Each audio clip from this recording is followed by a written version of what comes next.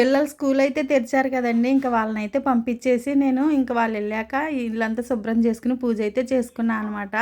ఇంక నేను శుక్రవారం కదండీ! ఇంక నేను శుక్రవారం వస్తే ఎలా పూజ చేసుకుంటానో నా సబ్స్క్రైబర్లు అందరికీ తెలుసు కదా! ఇంకా ఫస్ట్ అయితే తులసమ్మకి నీళ్లు పోసేసి ఇక దండం పెట్టుకుని సూర్య నమస్కారం చేసేసుకొని ఇంక కాళ్ళకి పసుపు రాసి ఇక పూజ అయితే ప్రారంభించానండి. ఇంకా తాబేలు కూడా శుభ్రం చేసుకొని చక్కగా నీళ్ళు పోసి బొట్లు పెట్టుకొని గంధం బొట్లు పువ్వులతో అలంకారం చేసి ఈశాన్య మూల పెట్టేసుకున్నాను అనమాట. ఇక దేవుడి గుట్లో దీపారాధన చేసి అమ్మవారి దగ్గర కూడా దీపారాధన చేసి ఇక అమ్మవారికి మామిడి పండు నైవేద్యంగా అయితే పెట్టానండి.